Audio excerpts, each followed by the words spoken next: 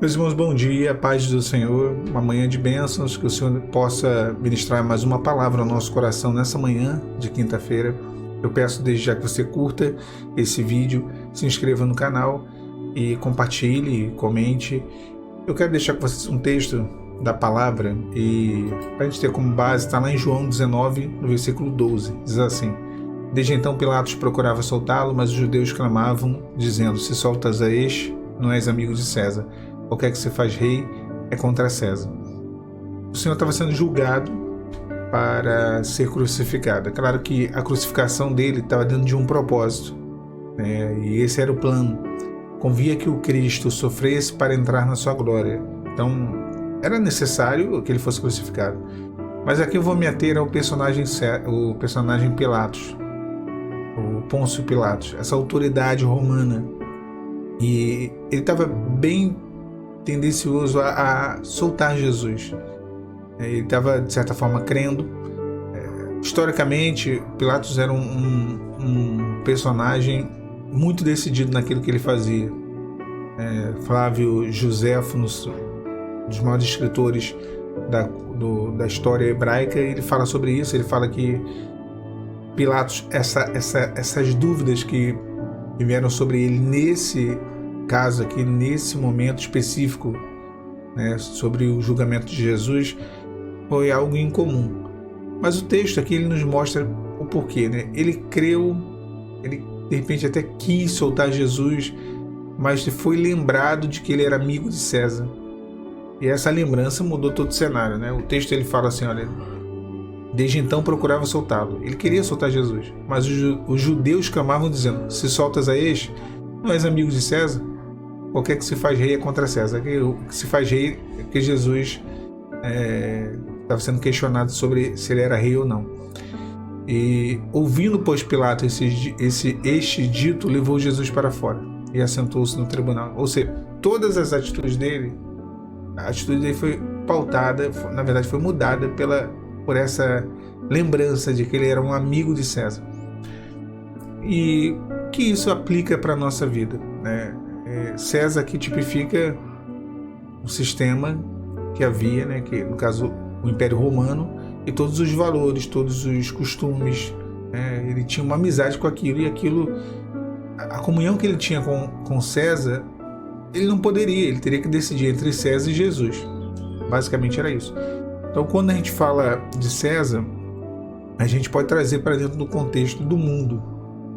E o cristão, aquele que crê no Senhor, né, aquele que tem essa experiência com Deus, o homem que crê, não vou nem levar para o lado cristão, mas o homem que tem uma experiência com Deus, ele tem que abrir mão do mundo. Ele vai ter que escolher entre Deus e o mundo, entre Jesus e César. Não tem como conciliar as duas coisas. E Jesus estando livre, aí por isso que eu estou falando, a gente vai tirar do contexto do projeto da salvação, porque Jesus livre, ele operaria.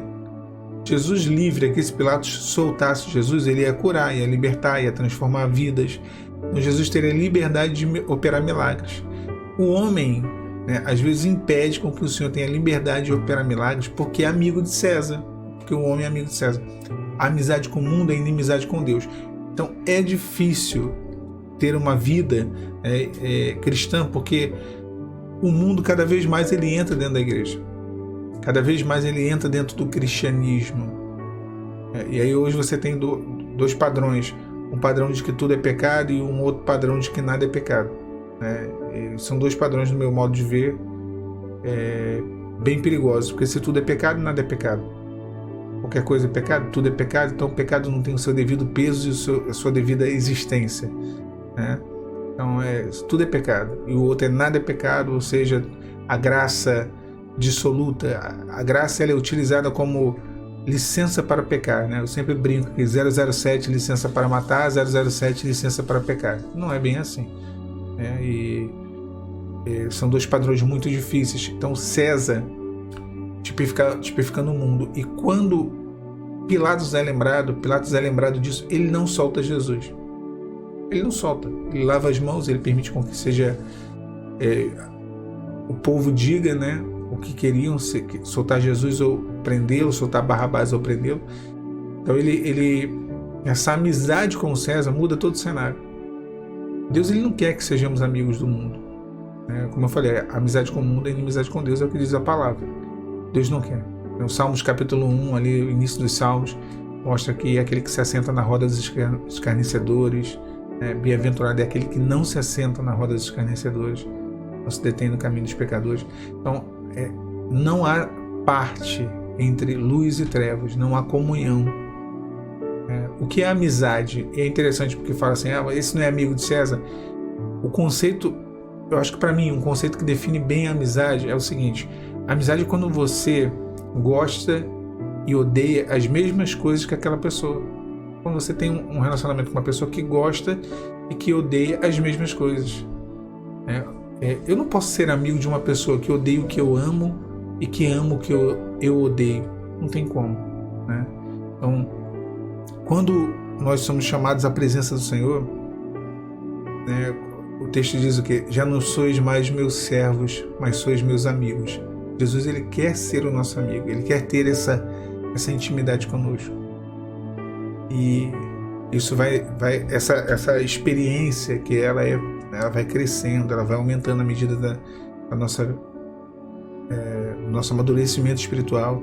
Essa experiência vai nos fazendo íntimos do Senhor. E a gente vai tendo amizade com Deus e inimizade com o mundo. E é normal, irmãos, olha, eu vou falar para você nessa manhã, é normal o mundo aborrecer a gente. O Senhor mesmo fala, se o mundo vos aborrece, sabei, pois, que primeiro aborreceu a mim. É normal que o mundo se levante contra nós. Tem luta que é luta de crente, é luta de cristão, de quem acredita, crê no Senhor. É normal, porque as trevas não têm comunhão com a luz. E por isso que às vezes a pessoa persegue, sabe? Eu já vivi isso inúmeras vezes, eu sei que vocês já viveram perseguições injustas, coisas que não tem nem fundamento. Da onde que vem essa perseguição? Da onde vem essa tentativa? Da onde vem essa implicância, essa cisma, essa raiva? É porque você é luz. E as trevas não têm comunhão com a luz. Eu tenho um amigo que quando ele saiu da igreja, ele só vivia em pé de guerra. Na verdade, os parentes dele, especificamente a mãe dele, só vivia em pé de guerra com ele.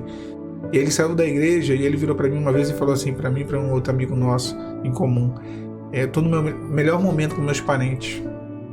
Tô no meu melhor momento com a minha mãe.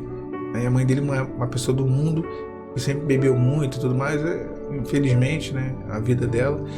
E ele naquele momento ele saía, ia para bar com ela, bebia com ela. Ele disse isso: no melhor momento com a minha mãe. E aí, no auge da nossa sinceridade e intimidade que eu e o outro rapaz tinha com ele, por ser amigo desde a infância, a gente falou: você pode estar até no melhor momento com a tua mãe, mas você está no pior momento com Deus, porque você perdeu a luz que havia em você, E a gente está falando isso aqui porque a gente te ama como amigo. E por isso que as trevas têm comunhão com as trevas. Graças ao Senhor, houve um resgate. Hoje esse varão, ele voltou para a presença de Deus. E hoje de novo ele vive em pé de guerra com a mãe dele. Na verdade, ela que vive em pé de guerra com ele, é uma luta. Ela se levanta o tempo inteiro. Então, és amigos de César? Foi o questionamento que foi feito. Pilatos não pôde fazer muita coisa. Olha, Deus deu oportunidade de salvação para Pilatos. Eu creio. A mulher dele teve um sonho sobre Jesus. Ela avisa ele, fala: olha, não se meta na causa desse justo, desse homem. Eu tive um sonho que muito me angustiou. Só que ele estava como se diz, estava aí com pendências. Eu não vou usar a expressão que se utiliza, mas ele estava com pendências, estava preso à amizade que ele tinha com César.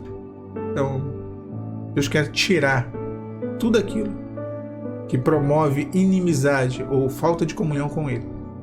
Ele quer tirar da nossa vida. As provações que vêm, que acontecem, é para isso. Para que possamos ter inimizade com o mundo. E para que venhamos a ser amigos de Deus. Como Abraão, lembra? Moisés. Moisés é meu amigo, Moisés é Abraão, Abraão, o Senhor falou: Abraão é meu amigo. Moisés eu falo face a face. Os dois, como Abraão e Moisés, amigos de Deus. Enoque andou com Deus, e andou Enoque com Deus, e Deus o levou para si. Andar com Deus, coisa maravilhosa. Deus te abençoe, meu irmão, minha irmã, nessa manhã e nesse dia, a paz de Cristo.